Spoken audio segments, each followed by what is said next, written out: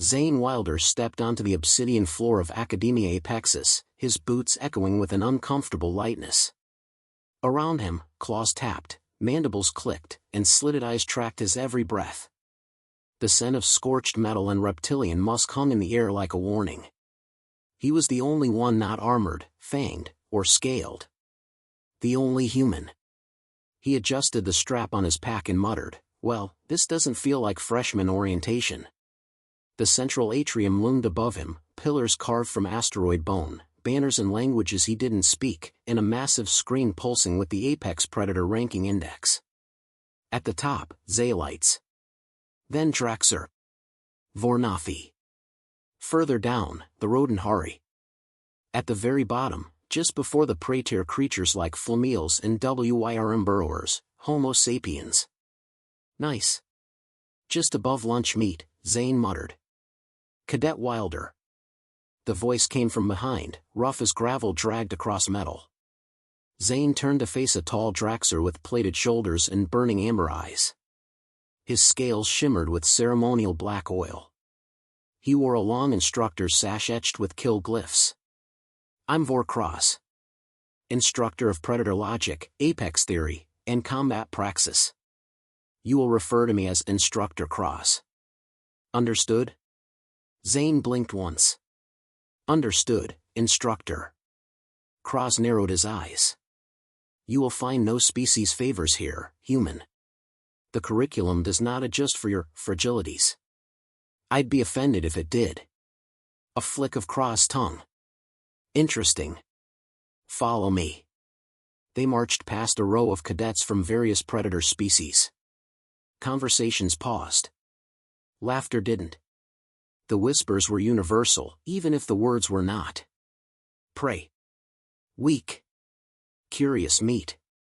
Inside the main hall, hundreds of cadets gathered in tiered rows. The ceiling retracted, revealing stars above. A hologram burst to life, displaying a spiraling predator index. Dozens of species, color-coded, stratified by kill efficiency, ambush success, territorial dominance, and combat adaptability. "Let us begin," Instructor Cross announced. He pointed at the top tier. Zeolites, masters of shadow predation. Kill without trace. Below them, the Draxer, unrivaled in open combat. Vornathi, group tactical hunters. And so on. He paused. Then, at the base of apex distinction, humans.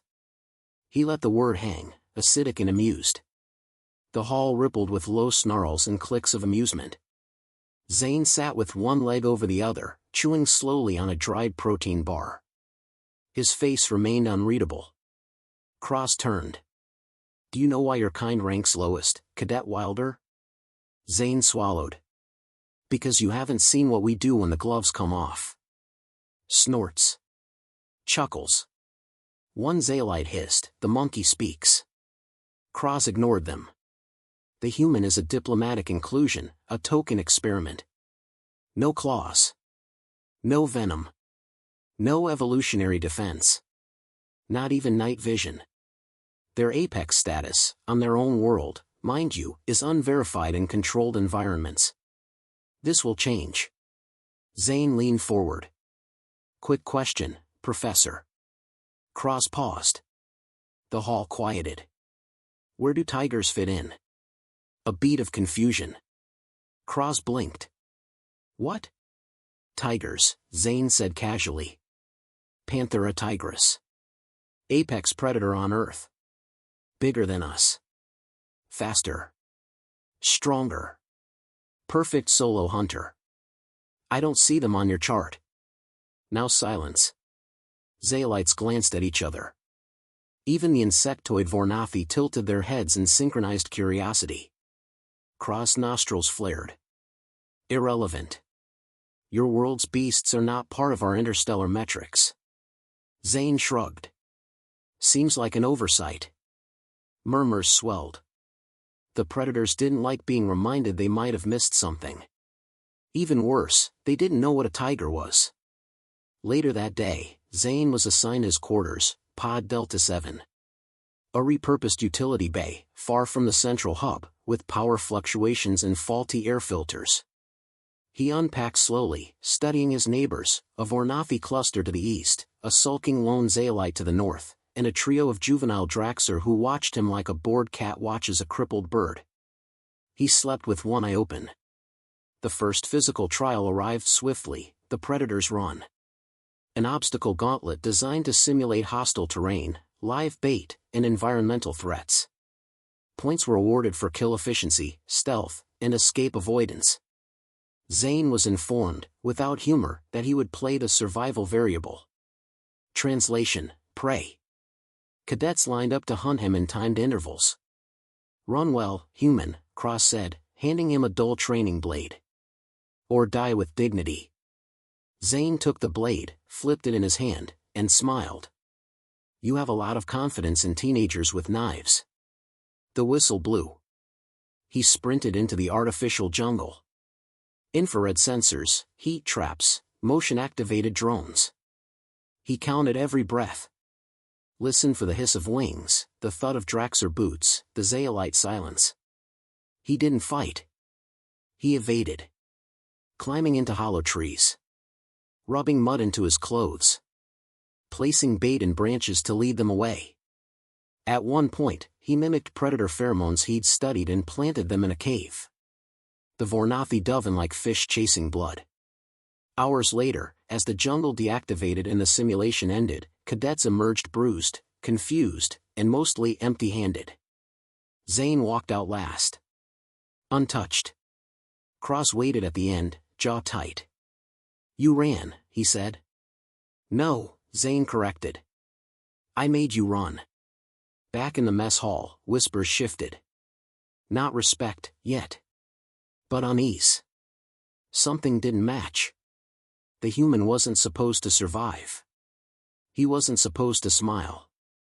That night, Zane recorded a message to Earth HQ. Day 1. Still breathing. They're faster. Stronger. Smarter, some of them. But they rely on instinct. Predictable patterns. I'll keep pushing. They've never met a species that hunts its own kind, for fun. Oh, and tomorrow, I'm showing them footage of a tiger.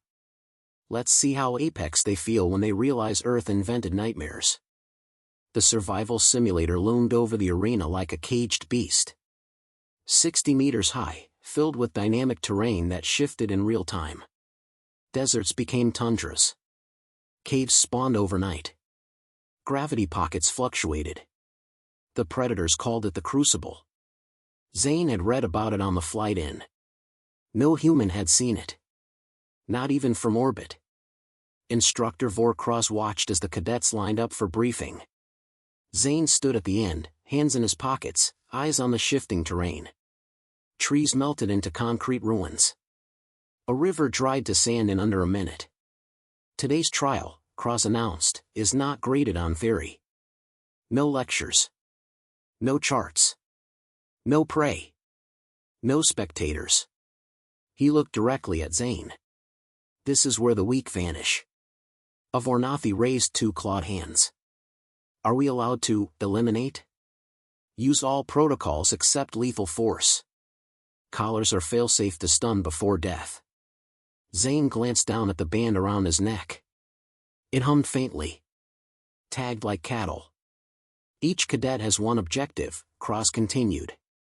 Survive for 6 hours while completing 6 apex tasks. Navigation, ambush, concealment, territory claim, disruption, and extraction. The Draxer grunted. That's more than survival. Correct. This is domination, Cross snapped. Zane's collar buzzed, indicating his start window. He stepped onto the lift without a word. You'll die before hour 2, someone muttered behind him. Zane looked back and smiled. You're betting on instincts. I'm betting on understanding. The lift rose. The simulation activated with a blinding flash. Zane landed in a charred cityscape, abandoned skyscrapers, collapsed highways, ash blowing like snow. Task 1, Navigation. Reach the signal tower. 3 kilometers. Limited visibility. Sound-sensitive terrain. Zane crouched, scanning the horizon. He didn't sprint. He watched. Rubble patterns, unnatural wind flows, broken glass footprints. Someone had already passed this way. Draxer, by the spacing. He moved diagonally, doubling back twice, leaving false trails and dragging debris behind him to mimic larger movement. He scaled a wall using a fire escape, used a mirror shard to reflect the beacon from above instead of approaching it directly. Task complete. Time, 18 minutes. He grinned. Nice. Task 2 dropped him into jungle. Dense, dripping, hyperhumid. Ambush a predator and remain undetected. Zane exhaled slowly. He removed his boots, climbed a tree, and waited. Patience was alien to the predators. They were used to chasing, overwhelming, striking fast. He watched a Vornathi patrol moving with military precision, flanking, scanning, pulsing sonar. He didn't go for the strongest. He waited for the one who lagged. At the exact moment the group passed below, Zane dropped silently, wrapped an arm around the last cadet's neck, and slammed the stun module on his collar. The body slumped. Zane was gone before the others turned. Task complete. By hour 2, whispers filtered into the observation chamber where Cross watched silently. "He's not hunting," murmured one instructor. "No," said Cross. "He's studying." Task 3, Concealment. Enter predator-marked territory and remain unseen for 30 minutes. It was Zeolite land, marked with pheromone poles and proximity mines. Zane walked straight in. He used the wind to carry decoy scents he'd extracted from his own sweat and repurposed food rations. Covered himself in mud laced with insect repellent. Masked his heat signature by curling into a puddle of reflective sludge. A zeolite passed 5 feet from him. Paused. Sniffed. Moved on. Zane didn't breathe until it was gone. Task complete. 3 hours passed. Still no sign of fatigue. Instructors gathered. No human physiology explains this. His heart rate hasn't spiked once. Cross said nothing. He watched the screen as Zane entered Task 4. Disruption. Trigger chaos in a predator camp without being caught. It was a Draxer station. Weapons cache. Rest zone. Minimal defenses, because arrogance builds blindness. Zane crawled through an aqueduct, waited for the guards to rotate, and slipped into the edge of the camp. He took a flare from his boot, set it on a timer, and placed it near the power coil. He then triggered a second flare at the supply unit, after writing "Tiger was here" on the wall in red chalk. The entire camp went into lockdown. Zane was already gone. Task complete. Cross clenched his claws. This isn't survival. It's subversion. The lead Vornathi instructor murmured, "It's working." Task 5, Territory Claim. Plant 3 beacons across enemy lines. Zane didn't even slow. He mapped his targets in the first hour, then planted beacons while predators chased each other. He used them as distractions. One group took down another, thinking the beacons were bait. Zane walked past the fight, dropped his last marker, and kept going. Task complete. Final hour. Final task. Extraction. Evade all remaining predators and exit the simulation. Cross entered a code. Zane's collar short-circuited his HUD. Vision gone. Comms dead. "Oops," Cross said quietly. Inside, the environment darkened. Thermal scanners flickered. Tracking failed. Zane blinked into shadow. But humans, as it turns out, are born in the dark. He didn't rely on tech. He never had. Zane moved by sound. Measured every footfall. Counted echoes. Felt wind shifts. He knew how to walk without being heard. He knew how to be absent. 2 zeolites blocked the path. Zane didn't fight. He climbed above them, waited, and dropped a rock. They turned, saw nothing, and followed the sound away. He moved. He exited at 5 hours 59 minutes and 32 seconds. Silence fell in the observation chamber. The instructors stared. The scoreboard blinked. Rank 1, Cadet Wilder. Cross rose slowly, descended into the arena, and faced the human. You manipulated the system. Zane tilted his head. I used the rules. You just didn't expect someone who thinks. Cross bared his teeth. You're no predator. Zane leaned close. Tigers don't ask for your approval. They watch. Then they strike. He walked past the instructor and said just loud enough. You're still figuring out what I am. That's the difference. The great amphitheater of Academia Apexis resembled a war council more than a classroom. Tiered seating, armored walls, translation orbs hovering mid-air, and flags bearing the crests of every predator species in attendance. At the center stood the podium, obsidian black and lined with neural uplink ports. Zane Wilder stood behind it. Alone. It was thesis day. Around him, cadets murmured in a dozen dialects. Zaylites lounged with cold arrogance, Vornathi clicked irritably, Draxer clenched jaws in restless expectation. At the far end, Vorkross sat stiffly, claws drumming against the steel table. His eyes burned holes through Zane's back. The Apex thesis was no formality. It was tradition. Each cadet presented their final theory on what made an apex predator. The best thesis often shaped policy for future years. It was the closest thing to philosophy the predator species allowed. And this year, a human had ranked first in the crucible. Which meant, by tradition, Zane went last. Each presentation came and went.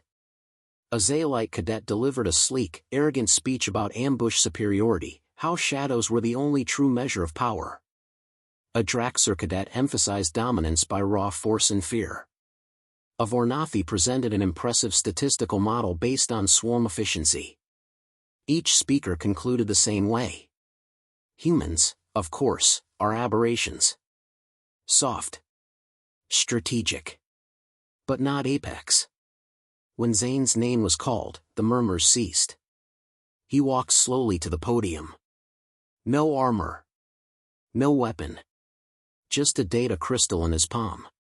He slotted the crystal. The hologram bloomed to life, a tiger. A real one. Not a simulation. Not a model. A muscled, orange-striped force of nature, pacing behind the digital glass like it knew it was being watched. Panthera tigris, Zane began, calm and steady. One of Earth's apex predators. Doesn't rule a planet. Doesn't need to. It walks alone, leaves no waste, and kills without celebration. Some cadets leaned forward. Zane let the silence stretch before switching the feed. Next, humans. Footage from Earth history played out in violent, sobering detail. Tribal hunts. World wars. Controlled demolitions. Bare-knuckle fights in underground rings.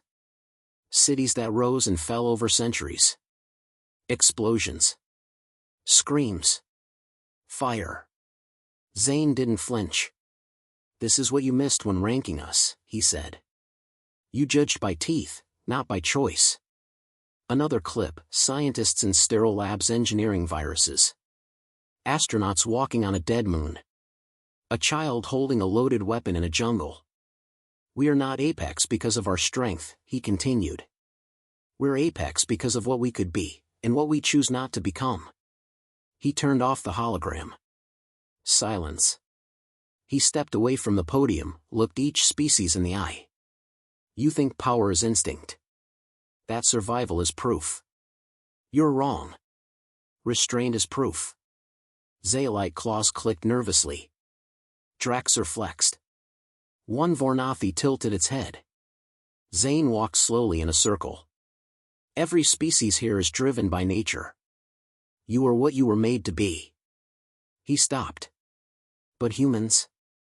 We choose. We created monsters, then caged them. We studied killers, then became more dangerous. Not to hunt. Not to eat. He raised a brow. To understand. Vor stood, interrupting. Enough riddles, he growled. You speak in metaphors. Show proof. Zane turned to him. You want proof of Apex? Yes. The room tensed. Zane smiled coldly. You tried to kill me in the Crucible. Shorted my HUD. Removed my tracking. Cross face twitched. That's a lie. Zane turned to the assembly. My collar's logs are corrupted. But I backed up the diagnostics here. He tapped the crystal again. Logs streamed across the screen. The sabotage was undeniable. Gasps. Anger. Even a few growls. One council member, a neutral arbiter from the Council of Apex, stood. Explained a reaction, Cadet Wilder. Why not retaliate? Report it? Zane stared at Vor. Because real Apex predators don't snitch. They adapt. They make sure the next move ends the game.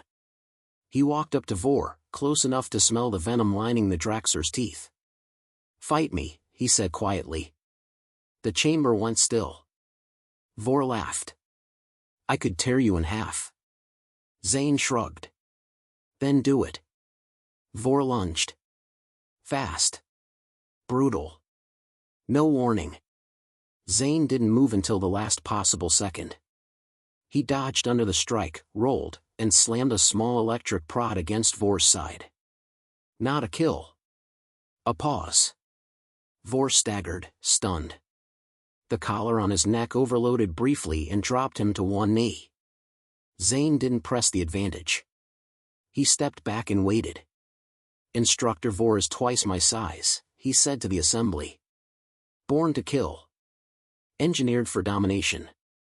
And yet, he never considered I might plan for his instincts. He turned slowly, addressing every predator in the chamber. You all think in patterns. You expect dominance to look a certain way. That's why humans scare you. Because we don't act like prey, or predators. We act like the thing you can't predict. The council member leaned forward. What do you call that, Cadet Wilder? Zane looked back at the tiger, still pacing in the hologram. I call it the third path. The tiger path. We learn. We adapt. We hide until it's time to strike. He deactivated the projection. Humans aren't top of your chart. We're outside of it. A hush swept the room. No one moved. Then, slowly, one of the Vornathi tapped its approval light, green. Others followed. The council blinked. Final tally, majority in favor. New classification added. Species, Homo sapiens. Rank, Apex class variant, unpredictable. As Zane exited the chamber, a young Zayalite cadet approached. Are all your kind like you? Zane smiled. No. I'm the nice one.